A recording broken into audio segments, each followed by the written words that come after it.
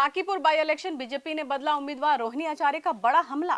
क्या बीजेपी को हार का डर है? आदाब नमस्कार, मैं हूं अजर और आप देख रहे हैं मंथन टुडे। बांकीपुर विधानसभा उपचुनाव में बड़ा राजनीतिक उलटफेर देखने को मिला है। बीजेपी ने आखिरी वक्त पर अपना उम्मीदवार बदल दिया है।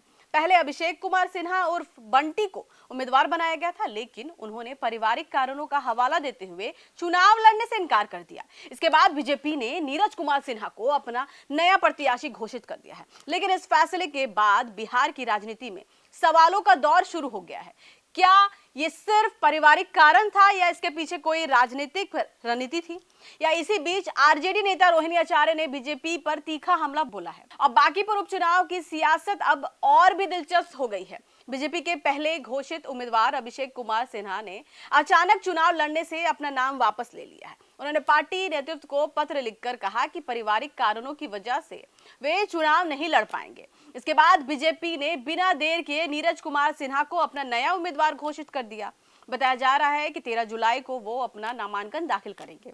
उम्मीदवार बदलने के इस फैसले ने राजनीतिक गलियारों में कई सवाल खड़ा कर दिया है। विपक्ष इसे बीजेपी की मजबूरी बता रहे हैं, जबकि बीजेपी इसे समान संगठनात्मक फैसला बता रहा है। अब रोहिणी आचार्य ने क्या अटैक किया, क्या बोला है? इसी बीच आरजेडी नेता रोहिणी आचार्य ने सोशल मीडिया पर एक लंबी पोस्ट कर बीजेपी पर निशाना साधा है। रोहिणी आचार्य ने लिखा कि बांकीपुर में तो बीजेपी की गाड़ी ही फंस गई है। चुनाव की तारीख का ऐलान हुआ 1 महीने से ज्यादा हो गया है, लेकिन पार्टी दिल्ली से पटना तक अपना उम्मीदवार तय नहीं कर पाई। नामांकन खत्म होने से 3 दिन पहले तक जिस पार्टी को अपना दूल्हा तय करने में दिक्कत हो रही है, वह क्षेत्र का भविष्य क्या तय करेगी? उन्होंने आगे लिखा कि 2 दिन पहले तक जिस उम्मीदवार की तारीफ की जा रही थी, उसे अचानक बदल दिया गया। कहीं ऐसा तो नहीं कि हार की आशंका ने बीजेपी को यह फैसला लेने पर मजबूर कर दिया? रोहिणी आचार्य ने दावा किया कि अंतिम समय में उम्मीदवार बदलना रणनीति नहीं, बल्कि बीजेपी के डर का सबसे बड़ा सबूत है। अब इसमें देखिए पॉलिटिकल एनालिसिस क्या हो रहा है कि हालांकि बीजेपी की ओर से अब तक यही कहा गया है कि अभिषेक कुमार सिन्हा ने निजी और पारिवारिक कारणों से चुनाव नहीं लड़ने का फैसला लिया है, लेकिन विपक्ष इस फैसले को चुनावी दबाव और अंदरूनी समीकरणों से जोड़कर देखा जा रहा है। अब सवाल यही है कि क्या उम्मीदवार बदलने बीजेपी के लिए फायदेमंद साबित होगा या विपक्ष के आरोप चुनावी माहौल को प्रभावित करेगा?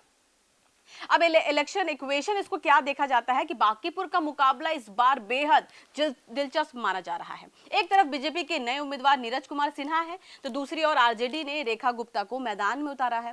वही आपको बता दें कि जन स्वराज के संस्थापक प्रशांत किशोर भी इस सीट से चुनाव लड़ रहे हैं, जिससे मुकाबला और ज्यादा त्रिकोणीय और रोमांचक हो गया है। अब देखना होगा कि आखिरी समय में उम्मीदवार बदलने का बीजेपी का फैसला चुनावी नतीजों पर कितना असर डालता है। फिलहाल बांकीपुर की सियासत में आरोप प्रत्यारोप का दौर तेज है। बीजेपी इसे सामान्य राजनीतिक प्रक्रिया बता रही है, जबकि विपक्ष इसे हार के डर से जोड़ रहा है। सच्चाई का फैसला अब जनता अपने वोट से करेगी।